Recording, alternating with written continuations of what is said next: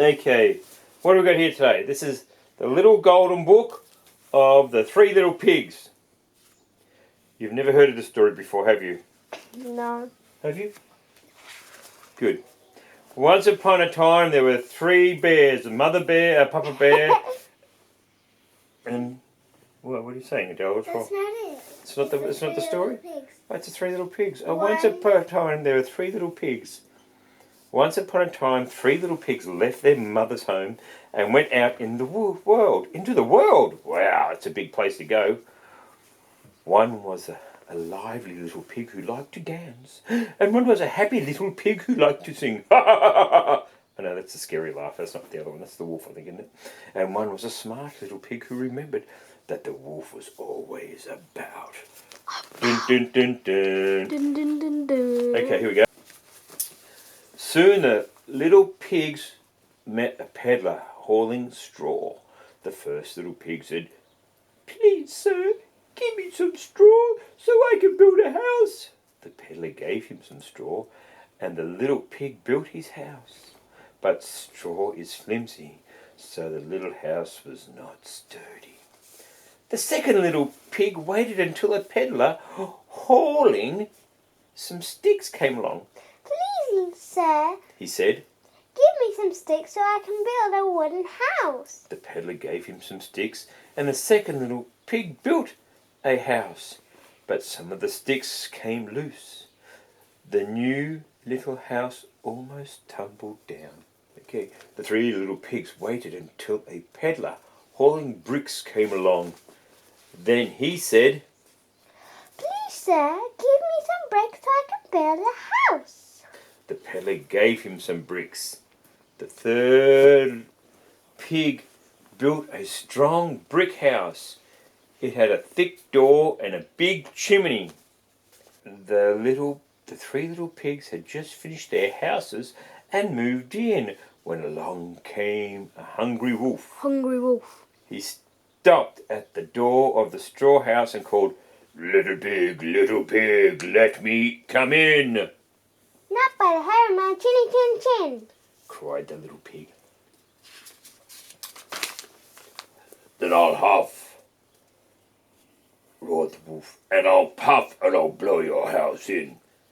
And he huffed and he puffed, and he did blow the straw house in. But he puffed so hard that he blew the little pig right to the door of the wooden house. The second little pig opened the door and let his brother in. The wolf hurried to the wooden house and called, little pig, let me come in," Not by the hair of my chinny chin chin. cried the little pig. "Then I'll huff and I'll puff and I'll blow your house in," roared the wolf. He huffed and he puffed, and he did blow the stick house in. But he puffed so hard that he blew the two little pigs right to the door of the brick house. The third little pig opened the door and let his brothers in. The wolf scurried to the brick house and called, little pig, let me come in," Not by the hair of my chinny chin chin. cried the little pig. Then I'll huff and I'll puff and I'll blow your house in," roared the wolf. He huffed and he puffed and he huffed, but he couldn't blow in the sturdy little brick house. At last he gave up. While the wolf was exhausted from huffing and puffing and puffing, "Come with me tomorrow morning at 8 o'clock, he called, "and I'll show you Mr. Smith's fine turnip field." The next morning, the smart little pig got up at 7 o'clock. He hurried to the field and pulled some turnips. Then he skipped back home again. Skippity, skip, skip, skip. At 8 o'clock, the wolf came to the house. "Are you ready to go to the turnip field, little pig?" he called, smacking his lips. Oh, I went an hour ago. Answered the little pig. Smell my juicy turnips cooking. Now the wolf was angry at being tricked by but he tried not to show it. "Well then," he said kindly, "come with me tomorrow morning at 7 o'clock. I will show you the big apple tree in Mary Garden." The next morning, the little pig got up at 6 o'clock and hurried to the tree. He climbed it and was picking a basket full of apples when the wolf came along. "Are the apples ripe?" "Yes," said the smart little pig. "I will throw one down to you."